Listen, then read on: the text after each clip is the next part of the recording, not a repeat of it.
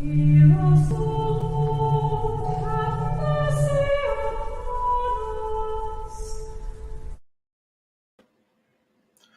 Meditations for Every Day in the Year by Bishop Richard Challoner.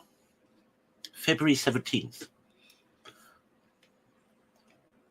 On the opposition there is between the world and the gospel.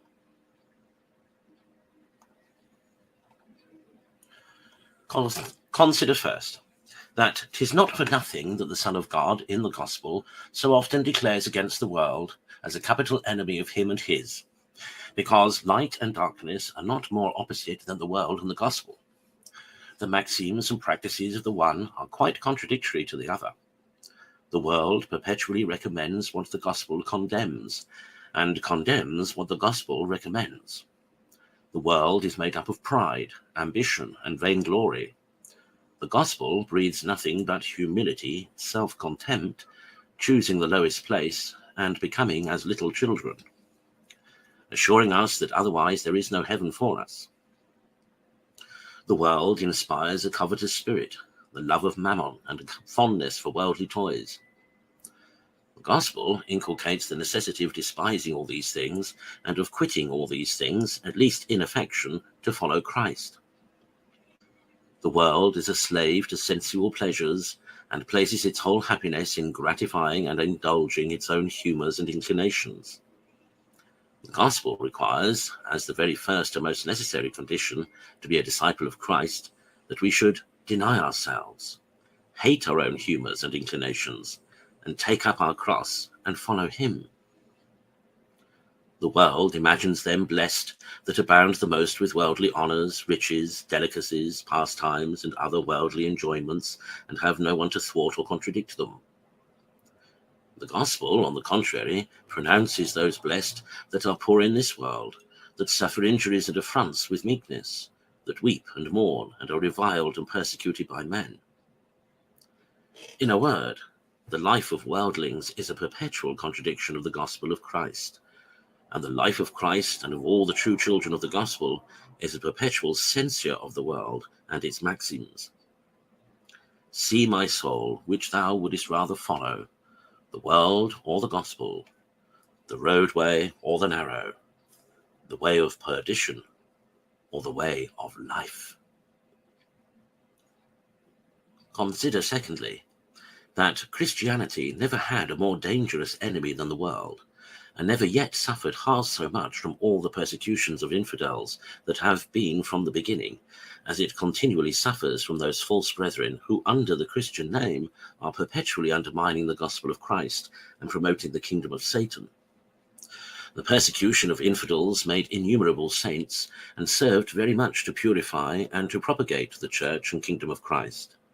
Whereas, this war that is continually carried on by wicked Christians against the morals and maxims of the gospel draws away innumerable souls from Christ, corrupts the innocence even of the best inclined, and enslaves them to Satan and sin, and condemns to hell. Oh, let us beware of this mortal enemy of our salvation, this torrent of worldly custom, these pernicious maxims of a deluded and deluding world. Consider, thirdly, with relation to this very time of Shrovetide, how wide a distance there is between the true spirit of Christianity and the practice of the children of this world. The Church sets aside this time for a time of devotion and penance, that it may be a suitable preparation for the solemn fast of Lent. Therefore, she puts on, at this time, her penitential attire.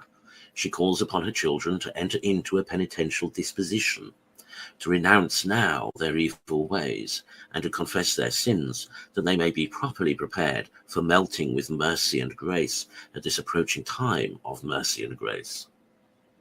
The very name, Shrovetide, in the ancient English, signifies the time of confession and sins, because our Catholic ancestors were taught to turn to God at this time with their whole hearts, by humble confession and penance.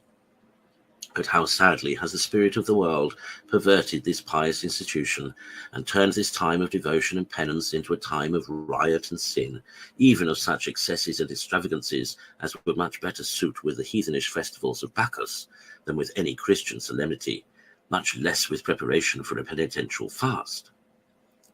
Beware then, my soul, of conforming thyself to the world in any of its extravagancies at this time, lest by joining now with this enemy of God and of thy salvation, thou come to lose both thyself and thy God for all eternity.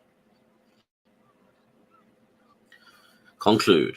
To give ear to the divine oracles. Love not the world, nor the things that are in the world. If any man love the world, he love of the Father is not in him. 1 John 2:15. The friendship of this world is the enemy of God. Whosoever therefore will be a friend of this world becometh an enemy of God. James 4, verse 4.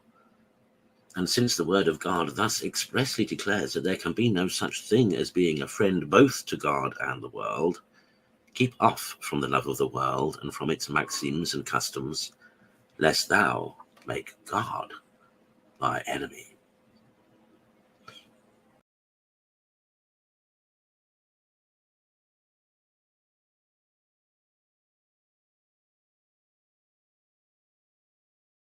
You